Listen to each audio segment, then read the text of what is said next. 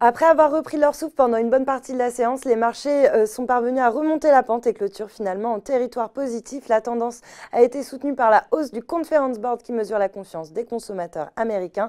Au final, à Paris, le CAC parvient à grappiller 0,13% pour clôturer à 5 238 points. L'attentisme était pourtant de mise avant le discours du président de la Fed, Jérôme Powell, qui a essayé de rassurer les investisseurs sur la solidité de la croissance américaine, tout en confirmant qu'il ne remonterait pas ses taux tout de suite compte tenu de la persistance de certains risques. Du côté des valeurs, la saison des résultats d'entreprise approche de la fin, mais il restait tout de même quelques poids lourds qui avaient rendez-vous avec le marché, à l'image de Peugeot qui signe ce soir la plus forte baisse sur le CAC. Le constructeur automobile a pourtant dévoilé des résultats solides et notamment un bénéfice net historique de 2,83 milliards d'euros en hausse de 47% en 2018 et un chiffre d'affaires qui est également en progression de 18,9%. Le groupe a par ailleurs annoncé un objectif de rentabilité opérationnelle de ses activités automobiles supérieure à 6% à horizon 2021.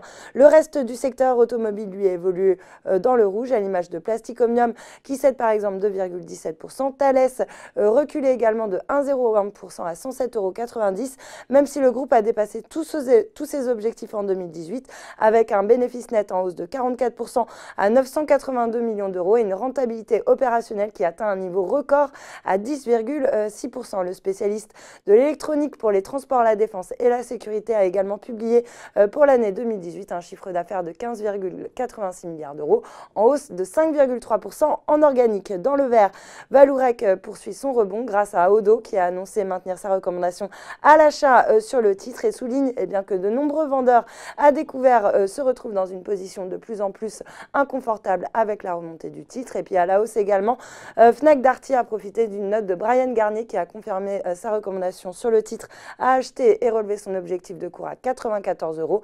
Les analystes s'attendent à ce que le groupe bénéficie d'un environnement du commerce de détail mieux orienté en 2019.